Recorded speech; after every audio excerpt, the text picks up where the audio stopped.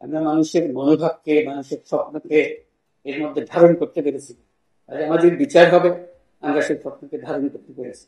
সেটার যাত্রা শুরু হলো এই ঐতিহাসিক ঘটনার প্রবাহে। একটা উচ্চ অংশে আমরা এসেছি। আমরা একটা নতুন দেশ, নতুন বাংলাদেশ তৈরি করার স্বপ্ন নিয়ে এটার কাঠামো রচনা করার কাজ আপনাদের হাতে দিয়েছিলাম কমিশনের মধ্যে। স্বপ্ন আছে, এখন সেটার স্বপ্নগুলোর রূপরেখাগুলো তুলে ধরার জন্য ক্লাসরুমে পড়া হবে, অনেক শিক্ষণীয় বিষয় থাকবে, সেটা ভিন্ন। কথাগুলো যে জাতির যে পুনরুত্থান হলো, যে স্বপ্ন নিয়ে পুনরুত্থান হলো, সে পুনরুত্থানকে আমরা ধারণ করতে পেরেছি, তাকে অগিয়ে নিতে পারছি কি সেটাই আমরা করছি। এটা এখানে শেষ নয়, এটা এই অধ্যায় শুরু হলো। এটার মাধ্যমে আমরা আলোচনা শুরু করবো সবার সঙ্গে, যে সবার মন এর মধ্যে সায় দিচ্ছে কিনা, অঙ্গীকার গুলো পূরণ হচ্ছে কিনা। এটা হলো আলোচনা। আলোচনার দশকটা আপনারা পেয়েছেন।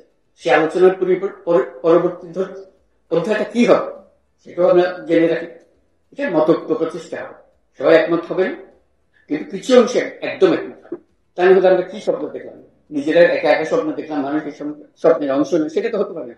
আমরা কতটুকু সেই স্বপ্ন এখানে নিয়ে এসেছি সেটার জন্যই আলোচনা। এটা কোনো বাইরের থেকে চাপানো জিনিস, ভেতর থেকে উদ্ভূত একটা। সে আলোচনা হবে, সে আলোচনার নেতৃত্ব দেবেন আপনারা মতৈক্য প্রতিষ্ঠার জন্য। যেহেতু আপনারাই তাদের পক্ষ থেকে স্বপ্ন দেখেছেন, কিভাবে স্বপ্ন, তাদের স্বপ্ন আপনাদের স্বপ্ন একাকার হয়ে যাবে, তার মাধ্যমে আমরা যেটা গঠন করতে চাচ্ছি, যেটা উদ্দেশ্য হল এটা পুনরুত্থানের একটা চার্টার তৈরি।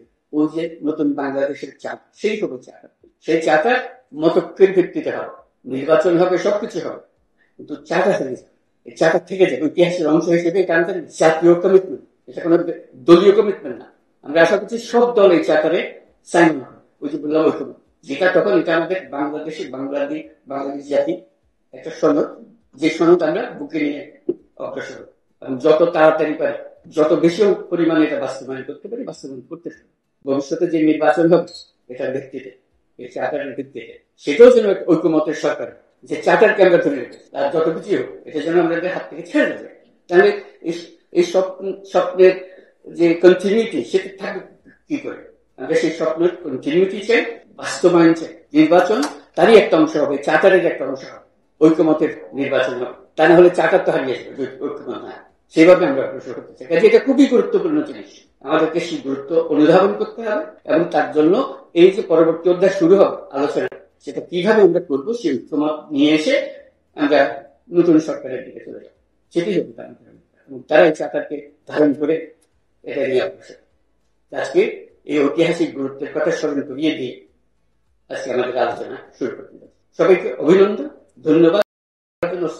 কষ্ট করেছে।